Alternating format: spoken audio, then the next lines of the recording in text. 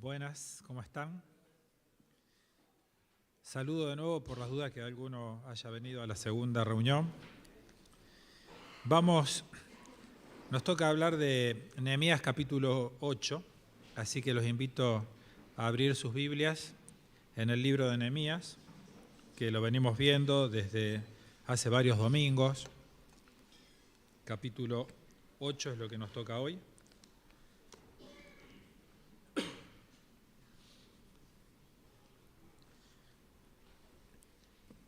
Este capítulo nos pone el foco de atención en la palabra de Dios.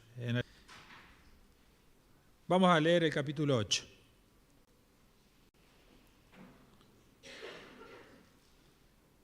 Venido el mes séptimo, los hijos de Israel estaban en sus ciudades, y se juntó todo el pueblo como un solo hombre en la plaza que está delante de la puerta de las aguas, y dijeron a Esdras, el escriba, que trajese el libro de la ley de Moisés, la cual Jehová había dado a Israel. Y el sacerdote Esdras trajo la ley delante de la congregación, así de hombres como de mujeres, y de todos los que podían entender, el primer día del mes séptimo. Y leyó, acá el primer día del mes séptimo, ¿se acuerdan? Que era Año Nuevo, Rosh Hashanah. Y leyó en el libro delante de la plaza que está delante de la puerta de las aguas, desde el alba hasta el mediodía, en presencia de hombres y mujeres, y de todos los que podían entender, y los oídos de todo el pueblo estaban atentos al libro de la ley. Y el escriba Esdras estaba sobre un púlpito de madera que habían hecho para ello, y junto a él estaban Matatías, Sema, Anías, Urías, Hilcías y Maasías a su mano derecha, y a su mano izquierda Pedaías, Misael, Malquías, Asum, Asbadana, Zacarías y Mesulam. Abrió pues Esdras el libro a los ojos de todo el pueblo, porque estaba más alto que todo el pueblo, y cuando lo abrió, todo el pueblo estuvo atento. Bendijo entonces Esdras a Jehová Dios grande, y todo el pueblo respondió: Amén, amén, alzando sus manos, y se humillaron y adoraron a Jehová inclinados a tierra. Y los levitas, Jesúa, Bani, Serebías, Jamín, Acub, Sabetai, Odías, Maasías, Kelita, Azarías, Josabed, Anán y Pelaía, hacían entender al pueblo la ley, y el pueblo estaba atento en su lugar. Y leían el libro de la ley de Dios claramente y ponían el sentido, de modo que entendiesen la lectura. Y Nehemías el gobernador y el sacerdote Esdras, escriba, y los levitas, que hacían entender al pueblo, dijeron a todo el pueblo: Día santo es a Jehová nuestro Dios, no os entristezcáis ni lloréis, porque todo el pueblo lloraba, oyendo las palabras de la ley. Luego les dijo: Id, comed grosuras y bebed vino dulce, y enviad porciones a los que no tienen nada preparado, porque día santo es a nuestro Señor, no os entristezcáis, porque el gozo de Jehová es vuestra fuerza. Los levitas, pues, hacían callar a todo el pueblo, diciendo: Callad, porque es día santo y no os entristezcáis. Y todo el pueblo se fue a comer y a beber y a obsequiar porciones y a gozar de grande alegría, porque habían entendido las palabras que les habían enseñado. Al día siguiente se reunieron los cabezas de las familias de todo el pueblo, sacerdotes y levitas, a Esdras, el escriba, para entender las palabras de la ley. Y hallaron escrito en la ley que Jehová había mandado por mano de Moisés que habitasen los hijos de Israel en tabernáculos, en la fiesta solemne del mes séptimo. Ahora hace referencia a la tercera de las fiestas de las que hablamos en la cena, la fiesta de los tabernáculos. Versículo 15. Y que hiciesen saber y pasar pregón por todas sus ciudades y por Jerusalén, diciendo: Salid al monte y traed ramas de olivo silvestre, de arrayán, de palmeras y de todo árbol frondoso, para hacer tabernáculos, como está escrito. Salió pues el pueblo y trajeron ramas e hicieron tabernáculos, cada uno sobre su terrado, en sus patios, en los patios de la casa de Dios, en la plaza de la puerta de las aguas y en la plaza de la puerta de Efraín. Y toda la congregación que volvió de la cautividad hizo tabernáculos y en tabernáculos habitó, porque desde los días de Josué, hijo de Nun, hasta aquel día, no habían hecho así los hijos de Israel, y hubo alegría muy grande. Para un segundo acá. No es que desde el día de Josué hasta este día no habían festejado la fiesta de los tabernáculos. No la habían hecho así, con ese entusiasmo, con esa predisposición del corazón. Porque en la Biblia vemos que se hizo la fiesta, por ejemplo, en tiempos de Salomón y en otras oportunidades. O sea, siguió siempre la fiesta de los tabernáculos, pero desde los días de Josué no se había hecho con tanto entusiasmo por parte del pueblo. Y versículo 18. Bueno, el 17 terminaba diciendo, y hubo alegría muy grande. Y el 18 dice, y leyó Esdras en el libro de la ley delante de Dios cada día, desde el primer día hasta el último, e hicieron fiesta solemne por 7 días, y el 8º día fue solemne asamblea según el rito. Vamos a leer Santiago, estamos centrándonos y acercándonos a una reflexión sobre la palabra de Dios, porque este capítulo que acabamos de leer muestra a Esdras, maestro de Israel, que estaba leyendo la ley, estaba leyendo el libro de la Torá al pueblo y explicando al pueblo. Y los levitas, que eran los encargados de enseñar la palabra de Dios, explicaban y ponían el sentido para que el pueblo entendiese. Ahora vamos a leer algo del Nuevo Testamento, Santiago 1, el libro de Santiago, capítulo 1.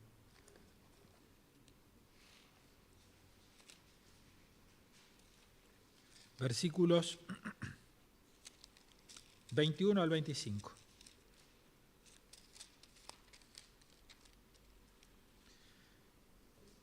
Santiago 1, capítulo 1, versículos 21 al 25, dice, por lo cual, desechando toda inmundicia y abundancia de malicia, recibid con mansedumbre la palabra implantada, la cual puede salvar vuestras almas. Pero sed hacedores de la palabra, y no tan solamente oidores, engañándoos a vosotros mismos, porque si alguno es oidor de la palabra, pero no hacedor de ella, este es semejante al hombre que considera en un espejo su rostro natural, porque él se considera a sí mismo y se va y luego olvida cómo era. Mas el que mira atentamente en la perfecta ley, la de la libertad, y persevera en ella, no siendo oidor olvidadizo, sino hacedor de la obra, éste será bienaventurado en lo que hace.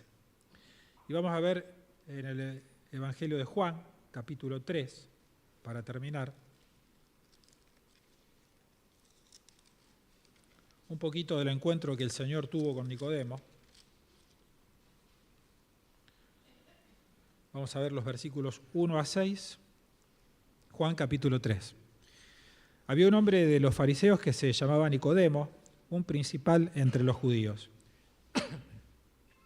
Este vino a Jesús de noche y le dijo, Rabí, sabemos que has venido de Dios como maestro, porque nadie puede hacer estas señales que tú haces si no está Dios con él. Respondió Jesús y le dijo, de cierto te digo, que el que no naciere de nuevo no puede ver el reino de Dios. Nicodemo le dijo, ¿cómo puede un hombre nacer siendo viejo?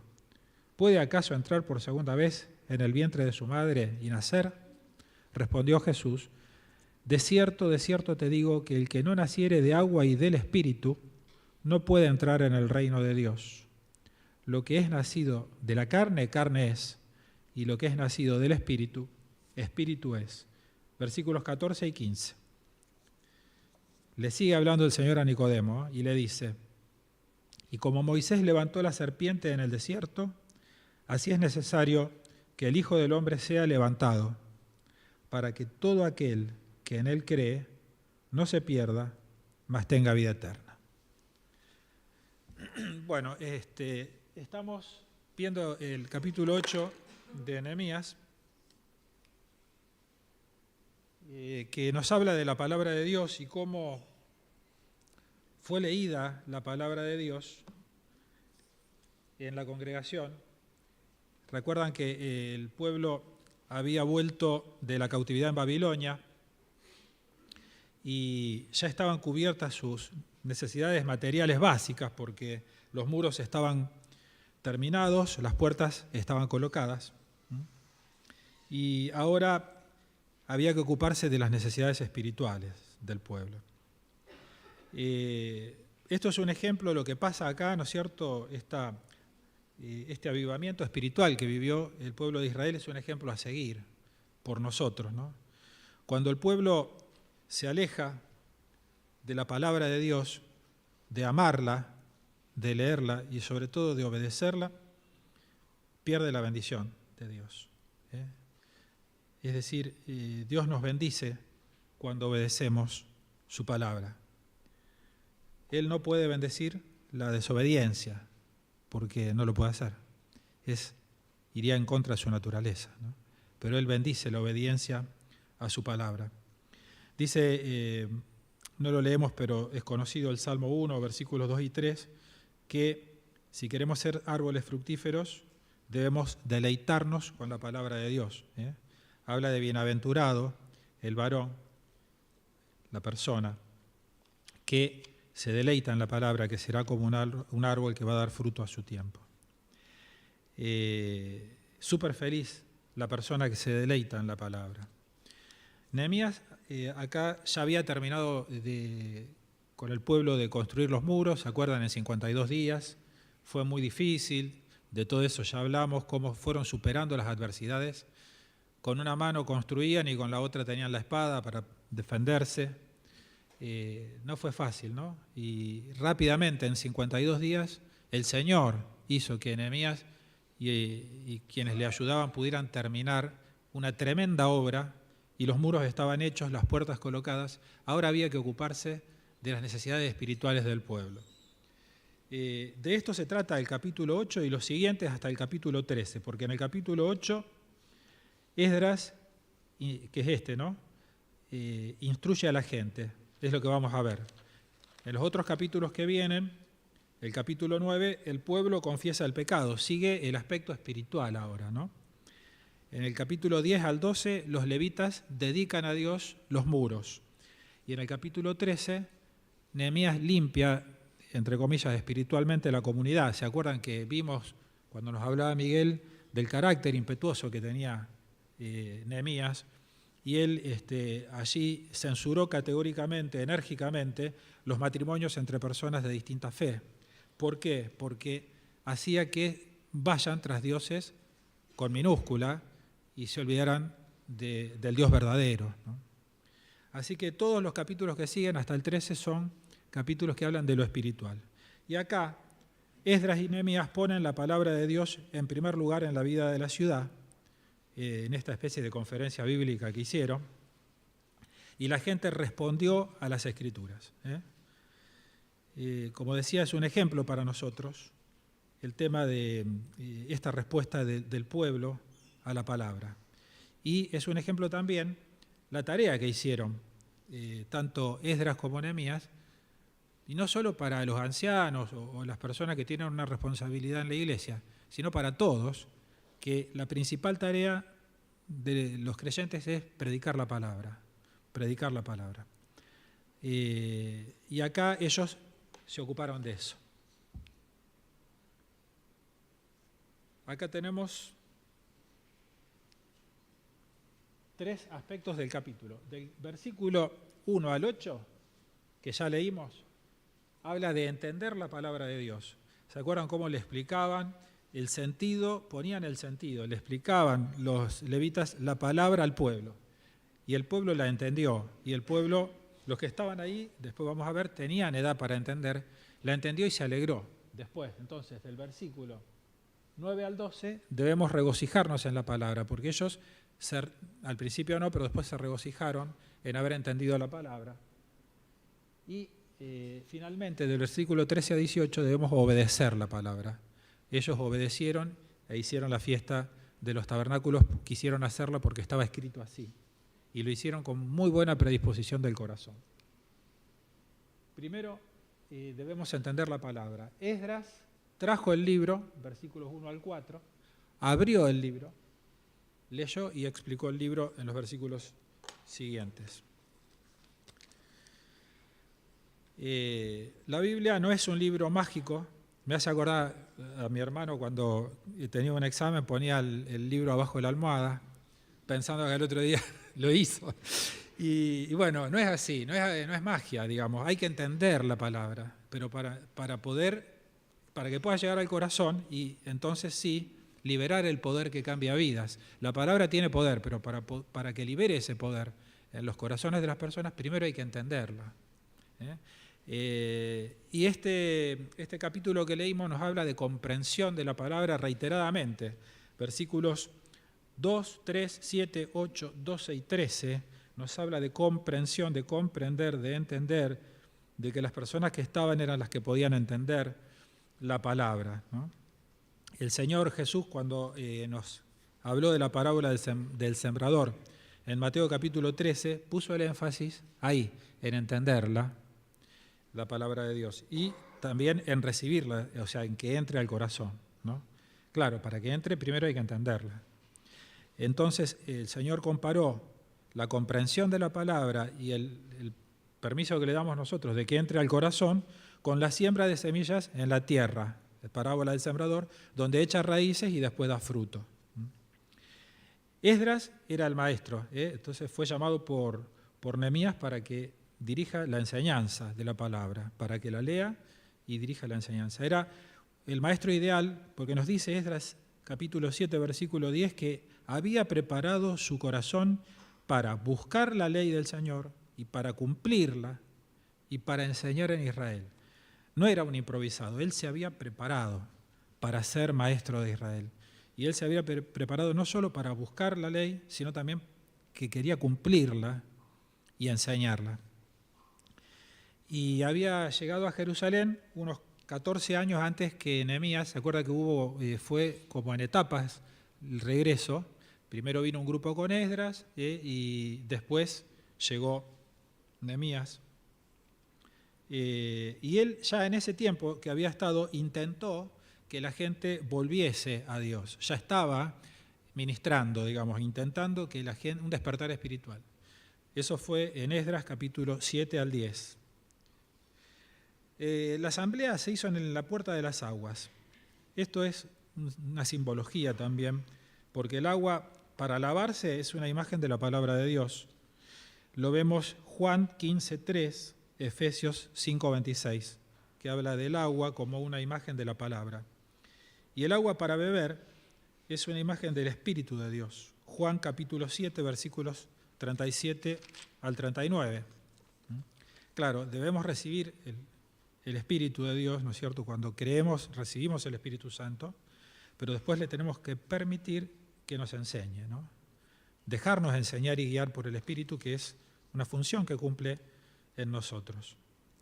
Esdras, entonces, trajo el libro, versículos 1 al 4, cuando arrancó todo esto, que abarca varios días, del 1 al 21, si lo miramos bien, porque el día 1 se festejaba Yom Teruah o Rosh Hashanah, el día 10 era el día del perdón y termina del 15 al 21 con el día de las enramadas o de los tabernáculos, la fiesta de los tabernáculos. Durante todo este tiempo se desarrollaron estos hechos y era un momento especial para ellos, ¿no? Que también definía un poco su estado de ánimo. Acuérdense que del día 1 al 10 había un estado de ánimo de arrepentimiento, de dolor por el pecado cometido y de tratar de arreglar cuentas con Dios para ser inscriptos en el libro de la vida, para ser tenido en estima por el Señor. Después, en la primera parte, el día 10 también estaban compungidos porque confesaban su pecado para ser perdonados. Era el día del perdón. Y la alegría recién comenzaba cuando eran perdonados por Dios. Explotaban en alegría y a partir de ahí venía la fiesta de 7 días u 8 días de Sukkot, que era la de los tabernáculos, que era fiesta pura, digamos. Entonces, en todo este tiempo pasa esto, la conferencia bíblica que organizó Nehemías y que trajo al maestro Esdras, ¿no? Esdras trae, o sea que fue el momento perfecto para que esto pasara. Trae el libro de la ley, lo abre, el rollo completo de la Torá, los 5 libros de Moisés, que nosotros le decimos el Pentateuco, que es la base misma de la religión judía y del derecho civil judío de ese momento. Y estaba en una plataforma alta para que todo el pueblo lo viese y para que todo el pueblo lo escuchase mejor. Él abre el libro, abre ese pergamino, busca los pasajes que iba a leer, difícilmente pudo leer todo porque era muy largo, pero habrá seleccionado. Y bendijo a Jehová, y los oyentes honraron la palabra y adoraron a Dios, adoraron al Señor. Se humillaron, se inclinaron a tierra. Posiblemente la gente estaba de pie ahí en la plaza de la Puerta de las Aguas, estaban de pie escuchando la palabra. Desde el alba hasta el mediodía, 5 o 6 horas, así que ahora arrancamos a las 5:30, más o menos terminamos. Ellos estuvieron 5 o 6 horas, y eso no es un solo día, una semana, porque el versículo 18 nos dice que cada día, desde el primer día hasta el último, Esdras leyó en el libro de la ley. Y leyó y explicó el libro Esdras. Versículos 7 y 8 nos habla de eso. No solo Esdras, sino también los levitas que se fueron mencionados, le ayudaban a Esdras y se encargaban de explicarle a la gente la ley, porque dice que ponían el sentido. Acuérdense que esto viene de la época de Moisés, el libro de la ley. Y desde que fue volcado en letras del hebreo, digamos, antiguo, hasta que esto pasó, habían transcurrido como 1000 años. Con lo que es muy difícil que aquel hebreo fuera similar al hebreo conversacional de la gente. Y además no todos hablaban hebreo, porque algunos hablaban arameo, que era el dialecto, digamos. Es decir, había que hacerle entender a la gente qué decía y cómo. O sea, ahora tenemos la ventaja de que las Biblias están traducidas a un español, digamos, por lo menos de la década del 60, la Reina Valera y posteriores, ¿no? Bueno, hay Biblias más antiguas, pero es un español entendible. Ahí había que hacerles entender el hebreo y además, no solo eso, sino también, muy probablemente, ellos se habrán reunido por grupos cuando hacía un intervalo y también explicarle cómo aplicarlo a su vida, ¿no?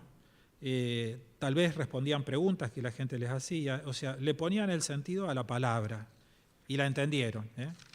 En los otros versículos, 9 al 12, vemos que abrió el libro y vemos después que ellos se regocijan en la palabra. Entonces, siguiendo ese ejemplo, debemos regocijarnos en la palabra de Dios. Ahí yo puse que el pecador no tiene razón o motivo para regocijarse, pero el hijo perdonado de Dios no tiene motivo o razón para llorar.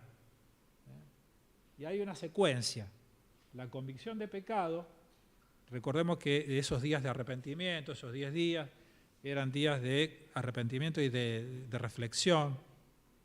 La palabra nos muestra nuestro propio pecado, entra una espada de 2 filos, lo primero que nos muestra es como mirarnos al espejo y ver nuestras miserias. Y eso causa dolor, porque es una convicción de pecado. Es el Espíritu Santo que obra en las personas y les muestra su propio pecado. Pero no queda ahí porque, bueno, después vino el día del perdón, una limpieza que trae el regocijo de saberse perdonado por Dios. Entonces, si nos quedamos en el pecado, y sí, no tenemos razones para alegrarnos. Pero si vamos al perdón de Dios, no tenemos razones para entristecernos. Y finalmente la celebración, que era los 7 días u 8 días de festejo de la fiesta de los tabernáculos. Entonces, cuando se lee la palabra, el pueblo se lamentó por los pecados, fue lo primero que pasó, por esa convicción de dolor y de pecado. Después, los mismos levitas instan a la gente a que abandone esa actitud y se alegren. ¿Por qué? Porque ya había pasado el día de la expiación y ya tenían el perdón de Dios. No era momento para estar tristes, habían sido perdonados. El Señor había tratado con sus pecados y debían regocijarse. Y ellos entienden esto y se regocijan, y después viene la fiesta de los tabernáculos y se da todo este proceso. La palabra de Dios es como un tesoro que está como si fuera un tesoro escondido en un terreno, en un campo. Esa comparación la hace el Señor. Está Mateo capítulo 13, Jeremías capítulo 41. Se habla, quizá era una costumbre de esconder cosas valiosas en los campos. Y si hay alguien que está trabajando en el campo y encuentra un frasco que está lleno de oro, obviamente se va a regocijar, ¿no? Bueno, así es con la palabra de Dios. Ahora, la actitud frente a la palabra, para poder, la actitud es cavar para buscar el tesoro que está oculto. Ahora, podemos cavar de distintas maneras, ¿no? A desgano, para cumplir, porque cavar es leer la palabra, tratar de entenderla, estudiarla. Entonces, si leemos y estudiamos la palabra para cumplir, nunca vamos a encontrar el tesoro, vamos a revolver todo el campo y no va a aparecer, ¿no? Pero si uno lo hace con deleite, regocijándose como ellos hacían, y se deleita, ahí sí vamos a encontrar los tesoros. Entonces la pregunta que les hago es, siguiendo algunos ejemplos bíblicos, como el Salmo 119, 103, que dice que la palabra de Dios es más dulce que la miel en la boca. ¿Sentimos eso, hermanos, cuando leemos la palabra? Ojalá que sí. También dice el Salmo 119, 55, que hay que acordarse de la palabra en la noche. El Salmo 119, 14, Salmo 119, 72, que es mejor que las riquezas materiales. ¿Sentimos eso, hermanos? Si nos deleitamos en la palabra, encontramos deleite en la palabra, Dios va a encontrar deleite en nosotros y nos va a bendecir, obviamente si la obedecemos, porque Dios no bendice la desobediencia. Entonces, encontrar el tesoro está buenísimo, pero es para lo que viene después, que es obedecer la palabra, ¿no? Por eso seguimos en que hay que obedecer la palabra. Y ahí vimos el ejemplo de Santiago, capítulo 1, que dice que no hay que ser solamente oidor de la palabra, sino también hacedor. Y está explicado las 3 actitudes o acciones que tiene el oidor y las 3 que tiene el hacedor. El oidor se ve en el espejo, porque la palabra de Dios es un espejo que nos muestra nuestros pecados, nos muestra lo que hacemos mal. Nos comparamos con el modelo que nos propone la palabra y siempre vamos a fallar. Es un espejo que nos muestra nuestros defectos. Entonces, ¿qué hace el oidor de la palabra? Se ve en el espejo de la palabra. Es como cuando más los hombres que las mujeres nos vemos en el espejo y decimos, mira, estoy despeinado, tengo barba, me voy. Y me olvidé, sigo despeinado y sigo barbudo. O sea, no cambió, no hice ningún cambio. Entonces, ¿qué hace el oidor? Ve la palabra, se va, se olvida. Se olvida. Pero el hacedor mira atentamente en la ley de Dios, en la ley de la libertad, la ley perfecta, persevera en ella. Es decir, se mira en el espejo, ve los defectos, pero después hace los cambios que tiene que hacer. Esto es más propio de la mujer, digamos, que del hombre, que se peina un poco, se arregla. Algunos hombres también lo hacen. Entonces, hace los cambios. Te mirás en el espejo, ves el desastre, haces los cambios y entonces lo aplicás a la vida. Eso es lo que hace el hacedor, vive la palabra, hace, ¿no es cierto? El que vive la palabra y es hacedor de la obra, ese es el bienaventurado. Ese es el bienaventurado, que quiere decir el que es súper feliz. El que quiere ser súper feliz tiene que hacerlo, no basta con oír. Dice el Señor en Juan capítulo 13, después que le lava los pies a los discípulos, le dice, si sabéis, hagan lo que yo hago, ¿no? Pues dice, si sabéis estas cosas, bienaventurados seréis si las hiciereis. Es decir, ustedes ya saben, tomen mi ejemplo y van a ser súper felices si lo hacen. Ya sabe que lo tienen que hacer. Bueno, si lo hacen van a ser súper felices. Es decir, yo necesito oír la voz de Dios, pero después necesito aplicarla a la vida. Y en Nehemías 8:16 y 8:17 vemos que salió el pueblo, a ver si sigue. El pueblo obedeció a la palabra, salió, trajeron ramas, hicieron un tabernáculo, hubo una alegría muy grande, se regocijaron con eso. Hicieron esta fiesta de Sukkot, esta fiesta de los tabernáculos, de la que también hablamos, que es pura alegría verdaderamente, pura alegría en el Señor. Entonces, en esta fiesta, en estos 7 días de la fiesta, era una fiesta que tenía una triple significación. Primero miraba hacia atrás, hacia el desierto, los 40 años que estuvieron en el desierto, que habitaron en tabernáculos, en tiendas, y estas enramadas reflejaban eso, ¿no? Recordar la historia. Después, el presente. Vieron que acá mandan a que preparen comidas para compartir con hermanos necesitados. O sea, en estos días había un altruismo, una necesidad de ayudar a los demás. Bueno, por el agradecimiento a Dios, eran agradecidos en estos días. Las bendiciones de las buenas cosechas que el Señor les había dado se agradecían. O sea que miraba al presente de Israel también, pero también miraba hacia el futuro, hacia el glorioso reino que Dios prometió, en ese caso era Israel. Zacarías capítulo 14, ya lo vimos, que subirán de año en año para adorar al Rey, a Jehová de los ejércitos, y a celebrar la fiesta de los tabernáculos. Pero ¿quién va a subir? De todas las naciones, de todas las naciones. Nosotros estamos involucrados en eso también, no nosotros porque si Dios quiere vamos a estar con el Señor, pero aquellos creyentes del milenio, del reino, van a ir, así como esta era una fiesta de peregrinación, la fiesta de los tabernáculos, iban de todas partes a Jerusalén, va a ser una fiesta de peregrinación. Lo mismo era en Pentecostés, ¿se acuerdan que venían de todos lados? En la Pascua, eran fiestas donde se iba a Jerusalén. Así que ahí tenemos que mira hacia el futuro también esta fiesta, mira hacia el glorioso reino prometido a un descendiente del rey David, que iba a ser rey para siempre, por 1000 años y como dijeron también, para siempre. Salomón fue descendiente de David y fue rey, pero no lo fue para siempre. Es el Señor Jesucristo el que va a reinar y va a reinar para todo el mundo y para siempre. Ahora, fíjense que leímos en Juan capítulo 3, versículo 3, palabra del Señor Jesucristo. Vamos a buscarlo. Juan 3:3. ¿Qué dice? Fíjense que Nicodemo había llegado a hablar con Jesús.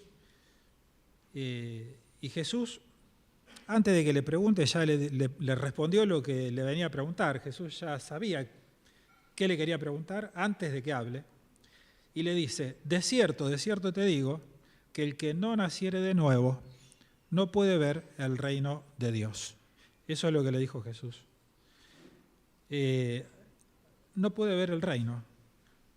El que no naciere de nuevo no va a poder ir a adorar, no va a poder ver el reino de Dios. ¿Querés ver el reino de Dios? Tenés que nacer de nuevo. Y el Señor le explicó a Nicodemo, lo leímos, que este era un nacimiento espiritual. No era volver a nacer, eso es imposible físicamente, era un nacimiento espiritual. Bueno, hasta ahí llegó. Y este nacimiento espiritual es porque estamos muertos espiritualmente, si no, no tenemos necesidad de renacer espiritualmente. Si ya hubiéramos nacido espiritualmente, no tenemos que nacer espiritualmente, ya está. Pero no, estamos muertos espiritualmente, es al revés, ¿no es cierto? Tenemos vida física desde que nacemos físicamente, pero estamos muertos espiritualmente de arranque. Entonces, ¿qué le dice el Señor? Bueno, tenés que nacer espiritualmente, del espíritu, del agua que representa el espíritu.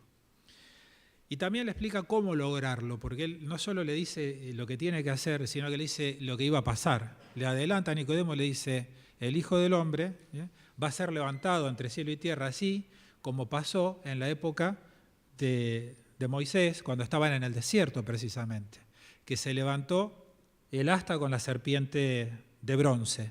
El bronce representa el pecado, Por eso cuando entraban al templo, toda la parte de abajo era de bronce en general, no había nada de oro ni de plata. Entonces vos entrabas al templo, a la parte donde podías entrar, con la cabeza hacia abajo y veías el pecado, porque iba a pedir perdón por el pecado. Y la serpiente de bronce es el pecado que fue clavado en esa cruz. El Señor se hizo pecado y fue clavado en esa cruz. A veces es difícil ver en la serpiente a Cristo, ¿no? Porque la serpiente lo tenemos como el diablo, porque tomó esa forma, pero el Señor se hizo pecado, fue maldito en esa cruz en ese momento específico. El pecado fue clavado ahí. Entonces, ahí está la simbología de la serpiente. Y así como el que miraba a la serpiente era salvo de su dolencia, porque había serpientes venenosas en el desierto, serpientes ardientes que mordían a la gente, y el que era mordido fallecía, se moría.